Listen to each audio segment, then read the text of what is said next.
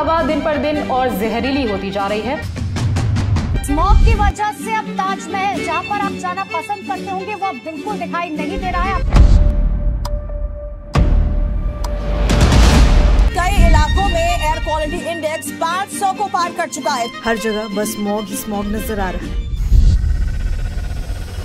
Smart city ये शब्द सुनते ही हमारे दिमाग में एक ऐसे हाईटेक सिटी की इमेज बनती है जो वर्ल्ड क्लास फीचर से लैस हो, जहां हर वो लग्जरी हो जिसके बारे में सिर्फ सोचा ही जा सकता है। Just like a science fiction Hollywood film, जहां बड़ी बड़ी बिल्डिंग्स हो, इंटरनेशनल कंपनीज के ऑफिसेज हो, जहां किसी भी चीज के लिए वेट ना करना पड़े, सड़कें साफ सुथरी हो और सबसे इम्पोर्टेंट एनवायरमेंट पॉल्यूशन फ्री हो, ताकि लोग खुलकर सांस ले सके। ऐसे में हमारे सामने है दिल्ली जैसा शहर, जो कहने के लिए तो भारत की राजधानी है और जहाँ से पूरे देश को चलाया जाता है। यही नहीं, दिल्ली भारत की पहली स्मार्ट सिटीज में से एक है। लेकिन इस शहर की आबोहवा इतनी खराब है कि दिल्ली का नाम दुनिया की मोस्ट पॉल्यूटेड सिटीज में टॉप पर आता है। यहाँ की हवा इतनी जहरीली हो चुकी है कि यहाँ सांस लेना खुद की जान को खतरे में डालने के बराबर है, क्योंकि इस हवा में सांस लेने से लंग्स, गले और आंखों की लॉन्ग टर्म प्रॉब्लम्स देखने को मिल रही है, जो यहाँ रहने वालों की सेहत के लिए अच्छा नहीं है। लेकिन इसके बावजूद यहाँ लगभग 3 करोड़ से भी ज्यादा लोग न सिर्फ रह रहे हैं, बल्कि हर दिन खुद की जान को दांव पर लगा रहे हैं। ऐसे में सवाल उठता है कि क्यों देश की राजधानी होने के बाद भी दिल्ली इतना ज्यादा पॉल्यूटेड है और गवर्नमेंट लाख कोशिशों के बाद भी क्यों इसे खत्म करने में अब तक नाकामयाब है। जानेंगे इन्हीं सवालों के जवाब आज के इस वीडियो में, जिसका टाइटल है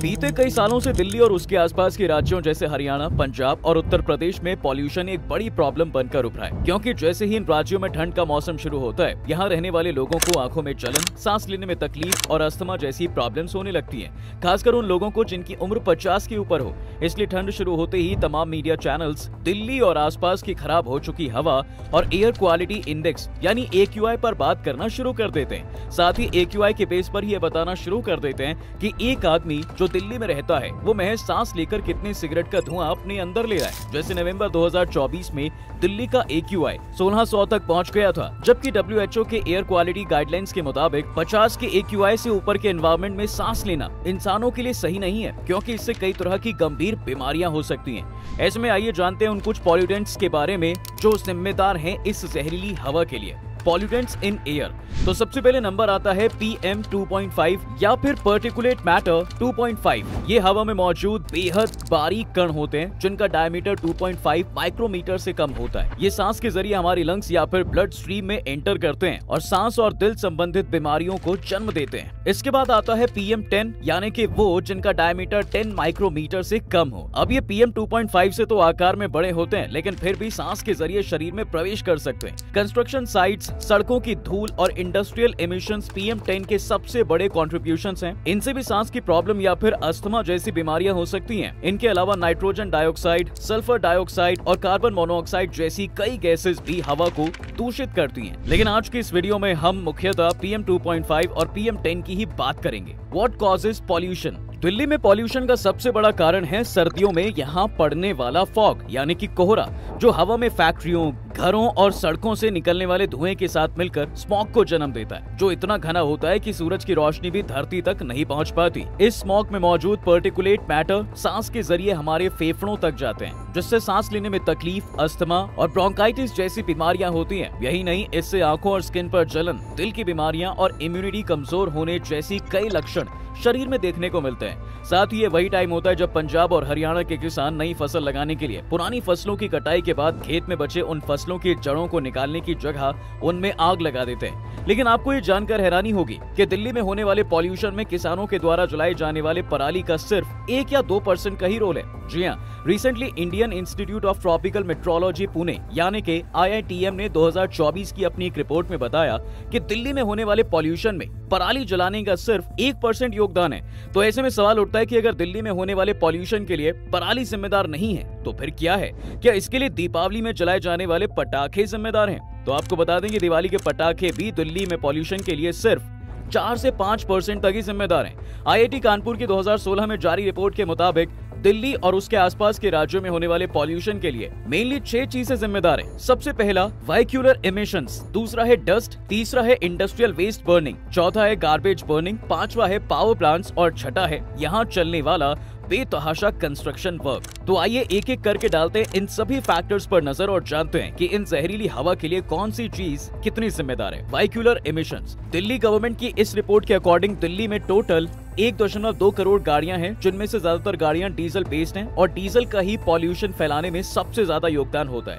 इन गाड़ियों से निकलने वाला धुआं न सिर्फ इंसानों के लिए बल्कि एनवायरमेंट के लिए भी बेहद खतरनाक है। इनसे ज्यादा पार्टिकुलेट मैटर और कार्बन डाइऑक्साइड निकलता है जो लोगों के स्वास्थ्य के लिए सही नहीं है। यही रीजन है कि दिल्ली एनसीआर में 10 साल से ज्यादा पुरानी गाड़ियों पर बैन है। इसके अलावा ठंड आते ही कई बार दिल्ली में पॉल्यूशन कम करने के लिए दिल्ली गवर्नमेंट ऑड इवन जैसी चीजें भी करती है।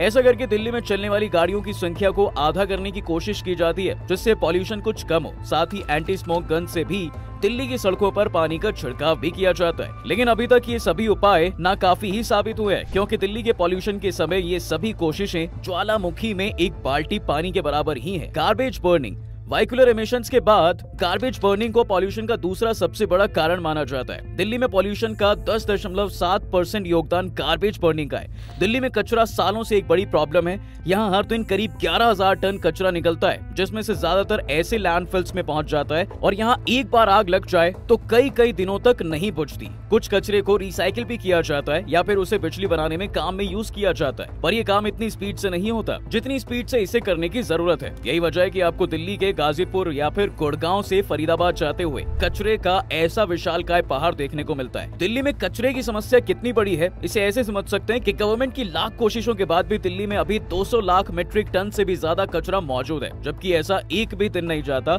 जब इस कचरे को साफ करने के लिए काम नहीं किया गया हो। यहाँ तक कि हर दिन सैकड़ों टन कचरे को जला भी दिया जाता है, जो यहाँ पॉल्यूशन की एक बड़ी वजह है। Industrial waste burning. किसी भी मॉडर्न शहर के आसपास अगर हाईटेक इंफ्रास्ट्रक्चर के साथ साथ इंडस्ट्रियल एनवायरनमेंट हो तो उसे उस सिटी के लिए फायदेमंद माना जाता है। बैंगलोर इसका बेहतरीन एग्जाम्पल है। लेकिन जिस चीज की वजह से बैंगलोर वर्ल्ड फेमस है, आज वही दिल्ली के पॉल्यूशन की सबसे बड़ी वजहों में से एक है। दिल्ली और दिल्ली एनसीआर के इलाकों को मिला दें तो इस पूरे इलाके में कई छोटे बड़े कारखाने मौजूद हैं, जहां कई अलग अलग तरह के काम होते हैं। लेकिन यहाँ बहुत कम ऐसी फैक्ट्रियां हैं जहां इन फैक्ट्री से निकलने वाले वेस्ट को सही तरीके से डिस्पोज किया जाता हो, और ये भी आज दिल्ली के लिए बहुत बड़ी मुसीबत बन चुकी है। Power plants. दिल्ली में छोटे बड़े मिलाकर टोटल 12 पावर प्लांट्स हैं, जिसमें से 3 ऐसे बड़े पावर प्लांट्स हैं, Indraprastha power station, Badarpur thermal power plant और राजघाट पावर स्टेशन, जो गैस बेस्ड है। मतलब इन्हें चलाने के लिए कोयले की जरूरत नहीं पड़ती, बल्कि इन्हें गैस की मदद से चलाया जाता है, जिससे बनाने में एक बड़ा हिस्सा दिल्ली से निकलने वाले कचरे का भी है, जिसे जलाकर इन पावर प्लांट्स को चलाया जाता है और 1300 मेगावाट की बिजली हर दिन बनाई जाती है। लेकिन ये फायदा इससे होने वाले नुकसान के सामने बोना लगता है, क्योंकि ये दिल्ली के पॉल्यूशन के लिए 16.2% तक अकेले जिम्मेदार है। ऐसे में पूछा जा सकता है कि अगर ये पावर प्लांट्स इतना ज्यादा पॉल्यूशन फैला रहे हैं तो गवर्नमेंट इसे बंद क्यों नहीं कर देती? तो इसका जवाब है दिल्ली की electricity demand.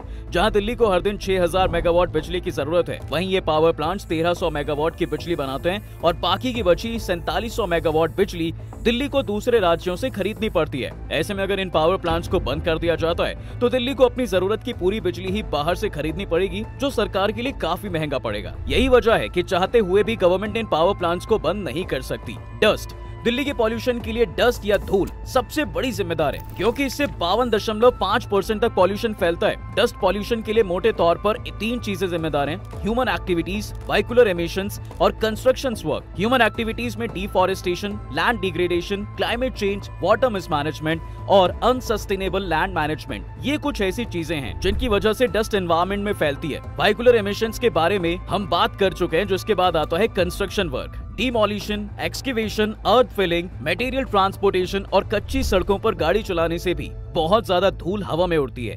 Government actions against pollution. अब कहने के लिए तो दिल्ली के अंदर ठंड के मौसम में किसी भी तरह के कंस्ट्रक्शन वर्क पर बैन लगा दिया जाता है, जिसमें सिर्फ कुछ गवर्नमेंट प्रोजेक्ट्स और पब्लिक बेनिफिट से जुड़े प्रोजेक्ट्स की ही छूट मिलती है। पर सच तो यह है कि गवर्नमेंट के ऑर्डर्स के बाद भी ज्यादातर बिल्डर्स ठंड में भी कंस्ट्रक्शन वर्क जारी रखते हैं। इसके अलावा दिल्ली से पहले गवर्नमेंट से लेकर सुप्रीम कोर्ट पटाखों पर बैन लगाने के लिए कहती है और सख्त कार्रवाई की भी बात करती है, पर इसे कितनी सख्ती से फॉलो किया जाता है ये आज शायद ही किसी को बताने की जरूरत है। कुछ लोग बिना पटाखे जलाए खुद को हिंदू फील ही नहीं करते हैं। दिल्ली में पटाखों से होने वाले पॉल्यूशन का मामला इतना बड़ा है कि सुप्रीम कोर्ट 2024 में दीपावली से पहले पटाखों से जुड़े एक मामले की सुनवाई करते हुए ऑर्डर देती है कि दिल्ली में दीपावली ही नहीं, किसी भी फेस्टिवल, शादी या फंक्शन में भी पटाखे जलाने की परमिशन नहीं होनी चाहिए।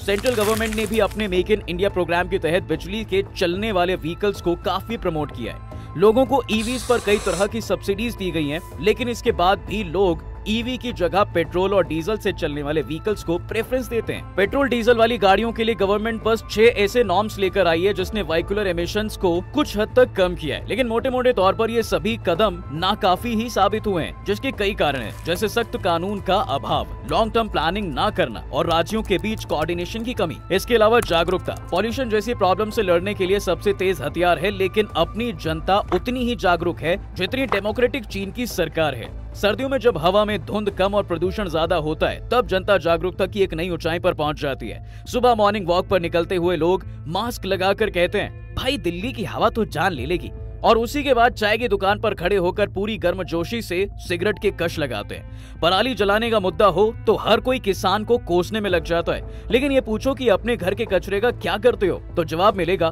कूड़े वाला नहीं आया था तो पीछे वाले प्लॉट में ही फेंक दिया।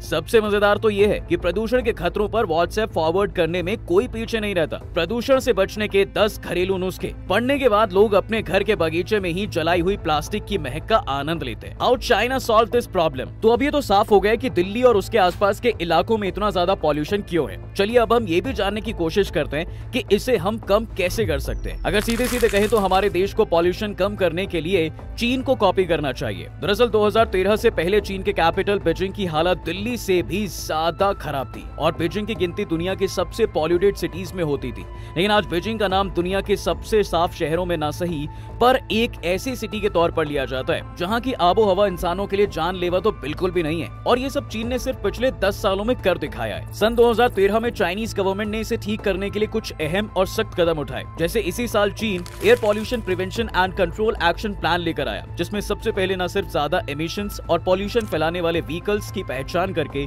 उन पर बैन लगाया गया, बल्कि पेट्रोल और डीजल से चलने वाली नई गाड़ियों की खरीद पर भी बैन लगा दिया गया। सार्वजनिक परिवहन को मजबूत किया गया, जैसे कि मेट्रो नेटवर्क का विस्तार और इलेक्ट्रिक बसों और टैक्सियों को बढ़ावा मिला। इस बात पर भी जोर दिया गया कि बीजिंग के अंदर ऐसी कोई भी फैक्ट्री ना चले जिससे पॉल्यूशन हो, और इसी बात को ध्यान में रखते हुए चाइनीज गवर्नमेंट ने 2008 में ही आयरन एंड स्टील जैसी कोयले की खपत करने वाली पॉल्यूशन प्रॉन इंडस्ट्रीज को बीजिंग से बाहर शिफ्ट कर दिया। साथ ही गवर्नमेंट ने अपने लोगों को ग्रीन इंफ्रास्ट्रक्चर के बारे में अवेयर करना शुरू किया। लेकिन इन सबसे भी ज्यादा जिस चीज ने बीजिंग के साथ पूरे चीन की हवा को साफ करने का काम किया, वो था चीन के अग्रेसिव अफॉरेस्टेशन और रिफॉरेस्टेशन प्रोग्राम्स, जिसके तहत बीजिंग के साथ साथ चीन की 12 प्रोविंसेस में 35 अरब से ज्यादा पेड़ लगाए गए, और इस पूरे प्रोग्राम पर 100 अरब से भी ज्यादा खर्च किया गया। चीन ने इन सब के अलावा और भी कई सक्सेसफुल प्रोग्राम्स को रन किया, जैसे ब्लू स्काई प्लान, जिसमें फॉसिल फ्यूल बर्निंग को कम से कम यूज करने पर फोकस किया गया। इन कदमों के कारण 2013 से 2023 के बीच बीजिंग में PM 2.5 स्तर में लगभग 40% की गिरावट दर्ज की गई, और जिस शहर में सांस लेना भी मुश्किल था उसे फिर से रहने लायक बना दिया गया। इन सब से साफ होता है कि अगर ट्राई किया जाए तो चीन की तरह दिल्ली की हवा को भी साफ किया जा सकता है। वो बात अलग है कि चीन के कंपैरिजन में इंडिया के लिए ये थोड़ा मुश्किल होगा, क्योंकि यहाँ का सिस्टम अपने आप में ही एक चैलेंज है। ये लड़ाई मुश्किल जरूर है, लेकिन नामुमकिन नहीं। हमें ये भी समझना होगा कि ये प्रॉब्लम सिर्फ सरकार की नहीं बल्कि हम सभी की है। चाहे पराली जलाने की बात हो, फैक्ट्री से निकलने वाले धुएं की, या हमारे रोजमर्रा के जीवन में प्लास्टिक और गाड़ियों के इस्तेमाल की, हर किसी को अपनी जिम्मेदारी निभानी होगी। साफ सुथरी हवा और पानी के लिए हमें खुद ही अपने व्यवहार में बदलाव लाना होगा, और अगर हर नागरिक थोड़ा प्रयास करे और सरकार अपना काम ईमानदारी से करे तो भारत इस लड़ाई को जीत सकता है। पर्यावरण बचाना हमारे लिए चॉइस नहीं बल्कि हमारे अस्तित्व का सवाल है। खैर, आप पॉल्यूशन की इस प्रॉब्लम को कैसे देखते हैं, हमें कमेंट्स में जरूर बताना। आज की इस वीडियो में कुछ नया सीखा हो तो इसे अपने दोस्तों या फिर रिश्तेदारों के साथ जरूर शेयर करें, और ऐसे सभी इंफॉर्मेटिव वीडियोस देखते रहने के लिए हमारे चैनल को सब्सक्राइब और फेसबुक पेज को लाइक करना ना भूलें। जल्द ही फिर मिलेंगे। आपका बहुत बहुत शुक्रिया।